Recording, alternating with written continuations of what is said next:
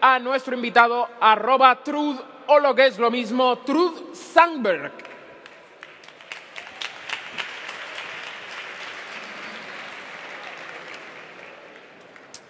Hello, everyone. I don't speak Spanish. I did not understand that presentation of myself. I'm Troed Sångberg. I work at Sony Ericsson Research. I am a futurist. Now, when I say that I'm a futurist, people often ask me, what's a futurist? And when I want to know what the meaning of something, I usually go and I ask Google. And Google tells us that a futurist is a theologian who believes that the scripture prophecies of the apocalypse, the book of Revelation, will be fulfilled in the future. That's not me. I am a futurist of the more technological kind. I read Ray Kurzweil, who has the opinion that there's an exponential growth of computing, that computers in 15, 20 years will be as quick to do calculations as the human brain.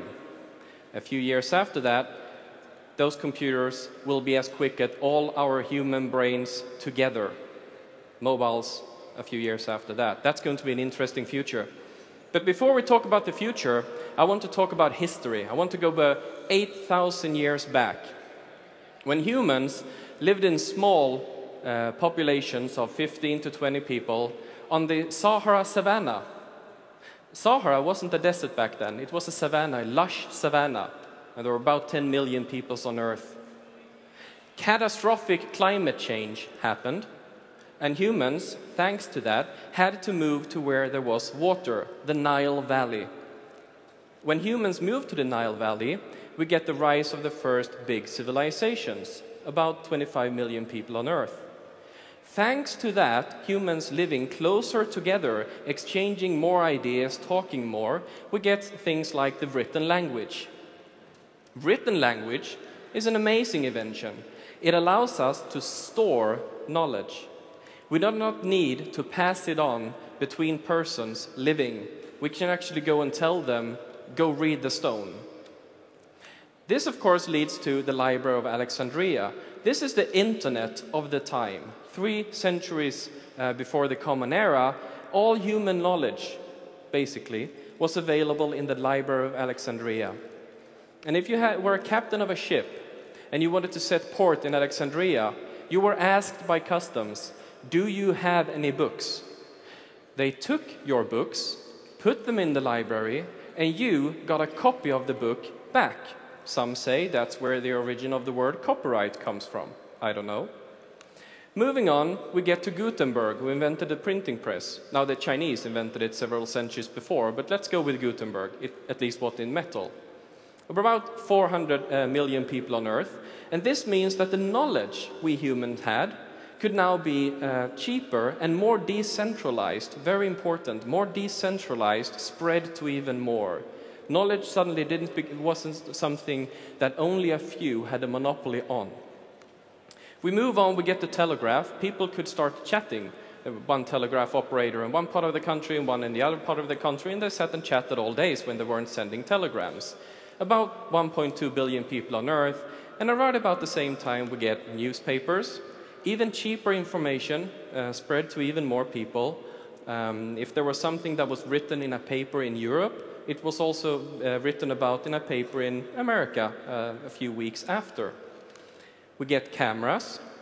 Cameras are an amazing invention because they allow us to actually say, I don't believe it if there's not a picture of it. So sailors who came back and said that giant squid had attacked their ships, we didn't believe it because there were no photos.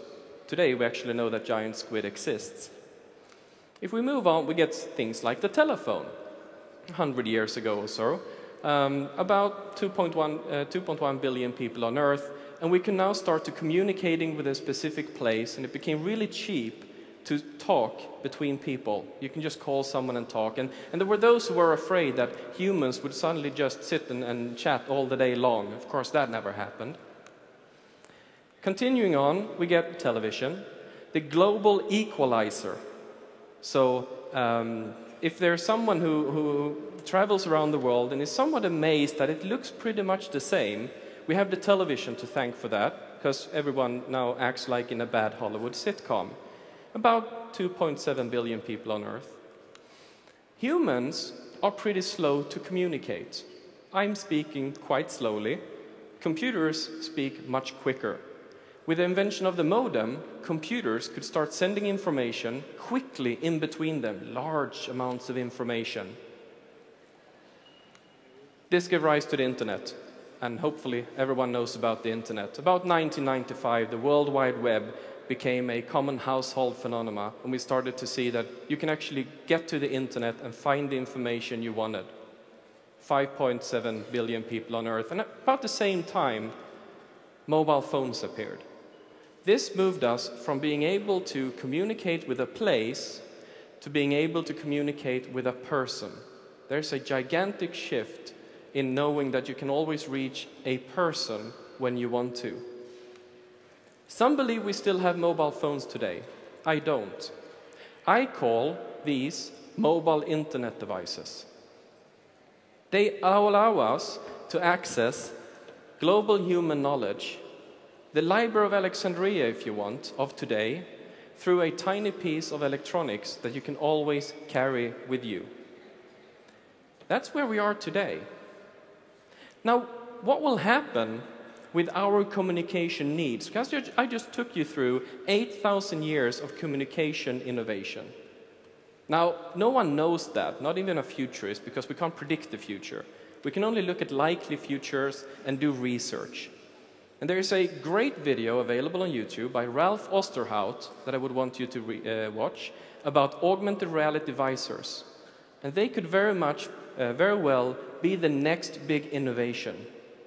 We would wear those and see information available about the world around us all the time.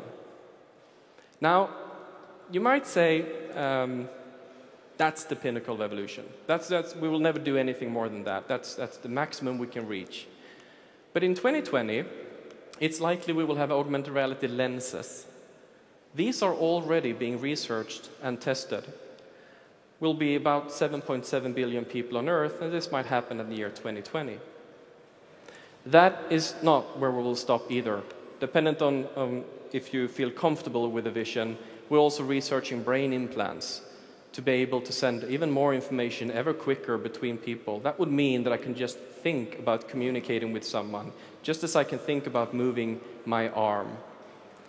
Another way of talking about this is to talk about the amount of information available for us to use. And if we take all the information available to humans at the year 1 and name that after a famous philosopher who was born then, we can call that amount of information 1J. Now, it took us 1,500 years to get to 2J's worth of information. It took another 250 to move to 4J's worth of information. Another 150 to get to 8, 50 to get to 16. And I haven't done the final version of this slide that would show you today, because it would just be one single color. We are today doubling the amount of technical information every 6 to 24 months, so about every year. And what do we do with that information? I mentioned how many humans lived on Earth during various times. If you heard about population explosion, it's not true. The growth rate, human growth rate, has been in a decline. The growth rate has been declining for 3 decades. And we'll never even reach 10 billion people. This could be worrying if we were still just talking humans to humans when it came to innovation. But innovation is simply on a different trajectory. It's exponential. We've outsourced our own cognition, our own thoughts, to devices around us. We use those devices instead of having to put everything in our brains, and thus our rate of innovation is ever increasing. Newton said, and he quoted Bernard of Chartres of the 12th century, "We are like dwarfs standing upon the shoulders of giants and so able to see more and see farther than the ancients." Information is that giant upon whom we all in here stand upon.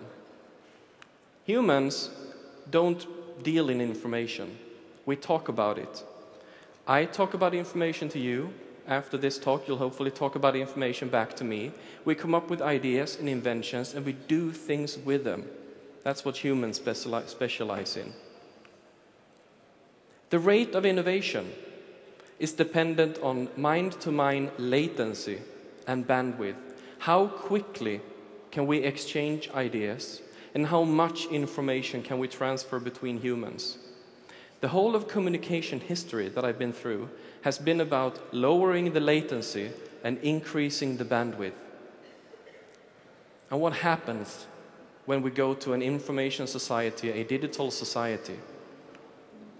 These are the number of applications in Android market. It's an exponential. It has actually always looked the same, no matter how many applications there were. This is a competing app store. It's also an exponential.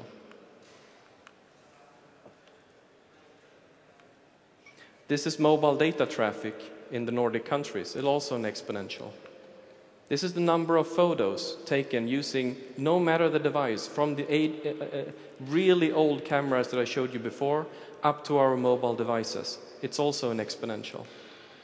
Computing power in a mobile device is growing at an exponential rate. You can already hear now those who make mobile hardware platforms talking about the graphic capabilities being better than the gaming systems that we all own and have today. It turns out our reality is an exponential. It's an exponential development over time. It goes quicker and quicker and quicker. And there's a point to all this. If you have a company, if you have a project, if you are doing something today that touches upon digital and information, and you do not think in exponential rates of development, you will be left behind, and you will notice it at the knee of the curve, when suddenly everything seems to happen too fast for you.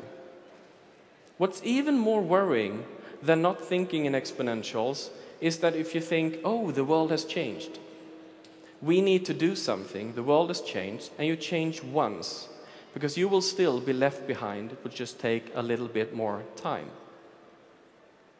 Anything that touches digital and information becomes an exponential, and we need to think in exponentials. One person who thought about this is this guy, and I'm quite sure you all recognize him. This might help. It's Richard M. Stallman, founder of the Free Software Foundation and the GPL open source license. He realized that when companies deliver something to us, in his example it was software, they do it in a way that satisfies as many consumers as possible, but you can never reach 100%. And so he told them, I'm fully okay with having to do some parts myself. If you just allow me, I will make the changes that I need for your product to be perfect. But he wasn't allowed to because companies didn't give him the source code. And he went out on a mission that he's still on, a great mission it is. We need to talk to persons like this. This is Tim O'Reilly, founder of the O'Reilly Publishing Company, the O'Reilly Conferences, and coiner of the term Web 2.0. O'Reilly said, I love your web service. I've put all my data into it. And I love that web service over here, and I put a lot of data into that. But now when I want to do something that includes data from both, you're not letting me. We need to have open APIs. You need to give me access. And a funny thing is, I was at Web 2.0 Summit a few weeks ago, where Facebook CTO was interviewed, and one of his answers to the concept of data was, clearly, you own your own data. I think we need to remember that. We need to talk to persons like this. This is the Pirate Party movement. A lot of people think the pirates are about cheap music, I'm going to copy everything, yay. It's not. The Pirate Party movement is about the sharing generation.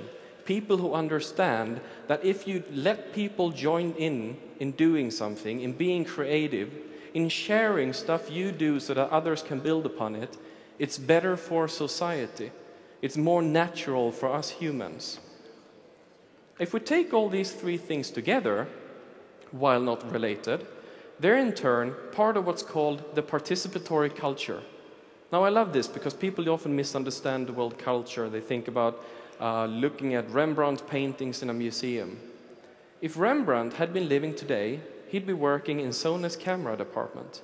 Because what Rembrandt wanted to do, the only thing he wanted to do, was to, as accurately as possible, create images of reality. And he invented new materials and ways of doing that in paintings. Someone who thought about where innovation comes from was Eric von Hippel, who started writing books about innovation in big companies. Does it come from the R&D departments, or is there something else happening? And Eric, he saw that a lot of products involve the consumers, the users of the devices or the products were part of innovating. And beginning in the 70s, involvement in innovation in product development rose, and today the graph isn't updated. As far as I know, it's 70% of all products coming out of big companies are inventions from its users. So, working at a big company, we don't have consumers. We don't have customers. What we have are colleagues inside our four walls and outside our four walls. The company I work with consider everyone in here to be colleagues. Else we're not open. Else we cannot do our work. And no presentation the last few months is complete without talking about Steve Jobs. Apple considered the entire music industry failing to innovate. The music industry thought their customer was Tower Records or Virgin Megastore, but it never was. Those were distribution channels. Apple always thought about the end user in doing their products, which I think is a really, really nice thing to do. It's also a starfish mentality. It's a great book called The Starfish and the Spider. I urge you to read it. Old companies are spiders. They have a central nervous system, a head that makes decisions, and legs that execute. If the head makes the wrong decision or the legs don't execute, it fails. A starfish has a decentralized nervous system. What that means is, and if we're talking companies and projects again, is that if you want to do something, and you have the knowledge, and you have, most importantly, the drive, then you should be enabled to do so. Go and do your thing, and we'll see if it works out. This is a meritocracy. If you're in the open source world, you very well know what a meritocracy is. He or she who does the best thing wins. Meritocracy is very similar to Darwin's survival of the fittest. Now, I like that. I want to work at a fit company doing good things. But for many people, this is really, really scary. And it scares them because it challenges the way power used to be in the world and in companies. They're practitioners of old. There's a book by Seth Godin called Linchpin that talks about how humans are afraid of change. And this is, again, back to the Sahara Savannah. Back then, when the rate of innovation and change was very low, any changes were likely to be negative. So we have a part of our brain called the amygdala that reacts with fear when it comes to change. Now, we can train that. We can become open to change. And that's what we all need to do, because today the rate of change in innovation is so rapidly that saying no is the wrong answer. We don't work in factories anymore. If there is a factory, it's likely staffed by robots. And what happens when you don't work in a factory, when you can't think about factories and how you do things? Well, you get MIT OpenCourseware. They can't accept any more students, yet people want to learn things that MIT teaches. So they decided to make their courses open. And now their message gets spread out all over the world in much larger numbers. And my own favorite, Khan Academy. Khan rightfully thought that school did not work. The way we were taught just didn't work out. So he set out to try to teach others the way he wanted to be taught himself. And if you haven't watched a Khan Academy lecture, please do. Even I can understand the math I should have learned in school. Gartner says that work in 2015 will be less routine, characterized by increased volatility, hyper-connectedness, swarming. Swarming is, again, starfish mentality or pirate party movement mentality. The founder of the Pirate Party is currently writing a book called Swarmwise. That's how important swarming is in this new way of doing things. If you want to create something, make sure you don't fall into the black swan trap. We always see the successes, but trying to predict the next big thing in anything we develop is very hard. This is a pot of boiling water. Can't predict when the next bubble will burst. So while I love people doing development, I myself do application development on mobiles, of course, and I'm sure many of you do. we need to realize a few things. If we're talking about earning money, the average earnings, this is according to Tommy Ahonen, a famous telecom analyst, the median app earnings, we can define that as 1. The median cost of develop an application, including all the time, is 51 times bigger. We only hear about the successes. Now, not to discourage you, because most people who do these things, 300,000 applications in Android market, don't work for gold. They work in the gift economy. The gift economy is a big part of how humans do things. If you do me a favor, if I lend my neighbor a lawnmower, we don't really expect to get paid in money, yet it's work we do. A lot of the things humans do are in the gift economy. And gift economy has nothing to do with being gifts. Talk to open source developers. Why do you do open source? They have intrinsic motives, not just extrinsic. I want to make the world a better place. I want to do this because I want the functionality. Well, I did it because, hey, I had time over. Humans have various reasons for doing the things we do. And it's part of our psyche. We like to explore and achieve. We do a lot of things just because we want to feel that we are exploring and have felt that we have achieved something. That's how a game like Minecraft could sell over 4 million copies. Minecraft has no goal, but it's really good in allowing you to explore and achieve. So, free only exists if all you know is the gold economy. And the gold economy is not everything. And that is important when we look at the amount of time people will put into doing stuff. A few decades ago, humans, at least Americans, went to the moon. Our generation, using the same amount of time, same amount of work, has created Wikipedia. Now I know which one I think is the most useful. That number, for those of you who pay salaries, is 100 million human thought hours. 100 million human thought hours went into creating Wikipedia. It's nothing compared to the time the internet-connected population alone spends watching TV. And that number is 1 million human thought hours. And that time, people today are watching less and less TV. That time is now being put into social media, blogging, writing applications, creating graphics and design in the gift economy. An immense amount of work.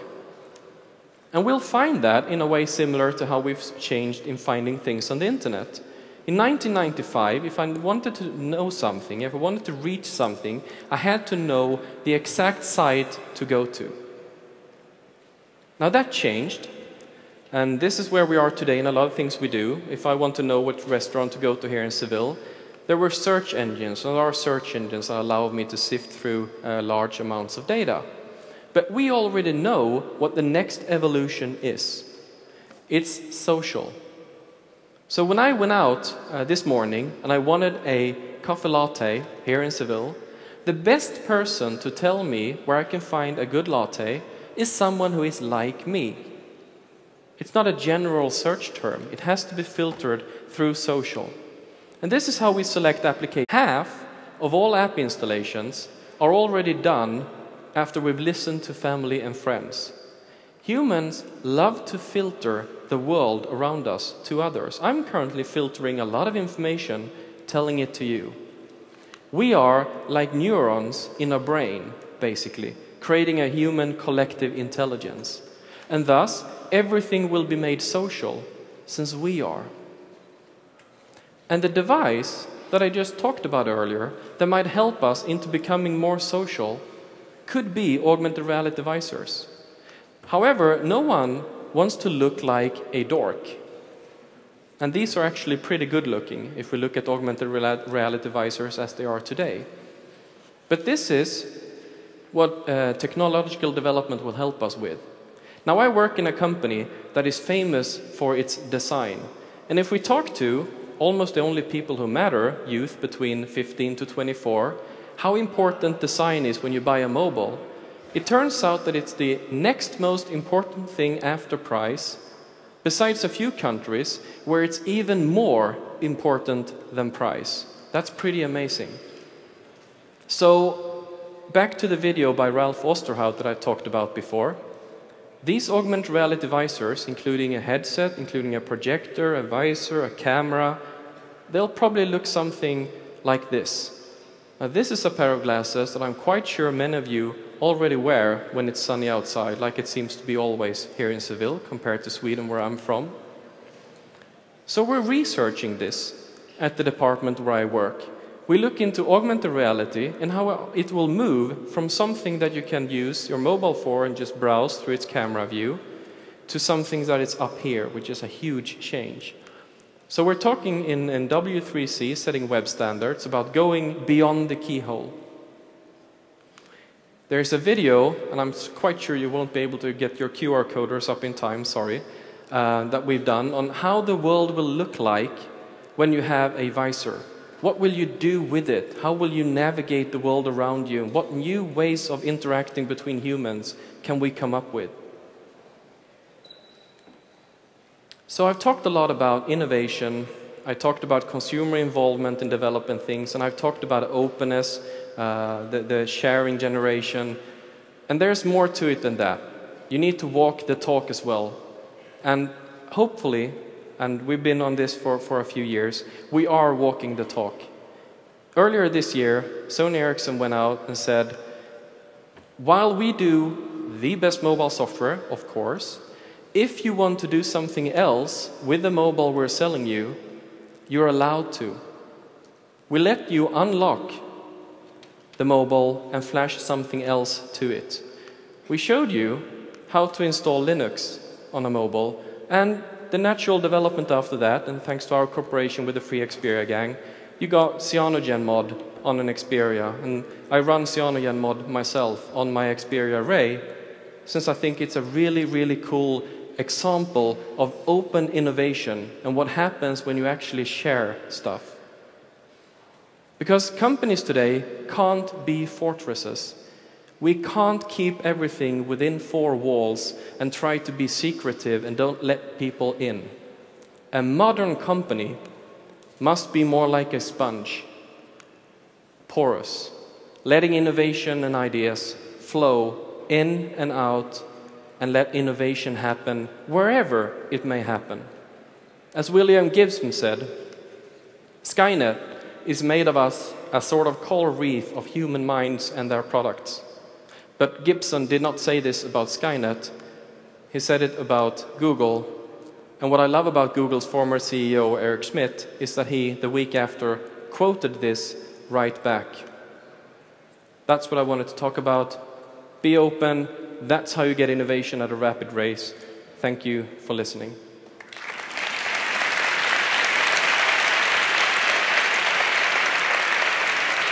Thank you very much, Troed. La pregunta es, does anyone have a question for Troed? We are looking. Oh, aquí delante.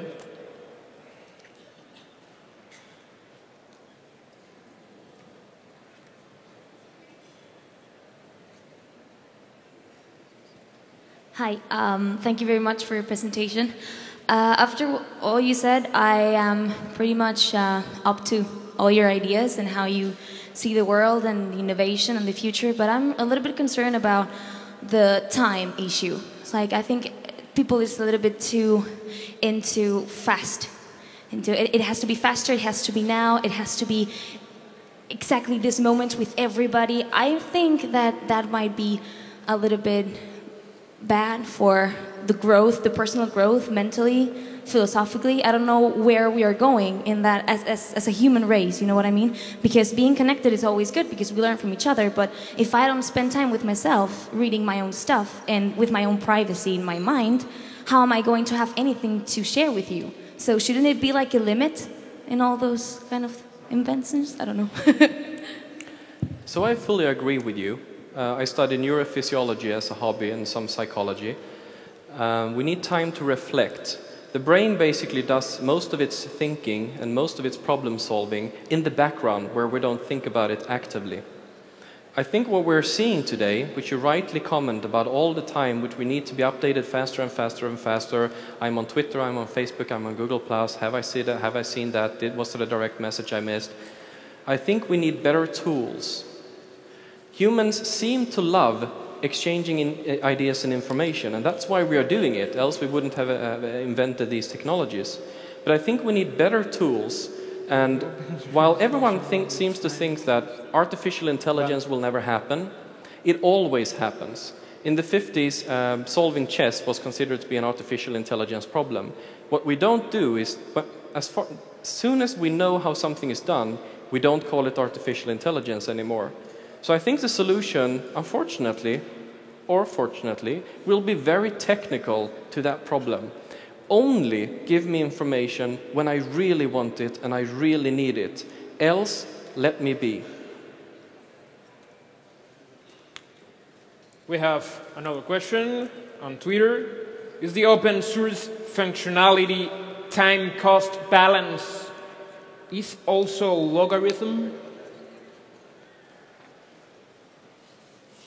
Oh wow, that was a tricky question. Thank you, whomever so sent much. that. @picucom. Thank you. Open source, this is interesting, because since open source is almost done as a common good in many examples, trying to raise the level of innovation that we can then do something on. A sort of platform for innovation. As you all know, Android is running on Linux, and then large parts of Android is open source, and then on top of that are applications that people actually pay for, that cost money. So if we were to, from when open source as a license phenomena began, I'd say yes, that the amount of open source being put into products and the return on investment, however not measured in the gold economy, is likely an exponential as well. And now I got a task to go back home and actually find the numbers and make a graph. So thanks for giving me more work. Thank you very much, Troed. Despidamos a Troed con un gran aplauso. Muchas gracias.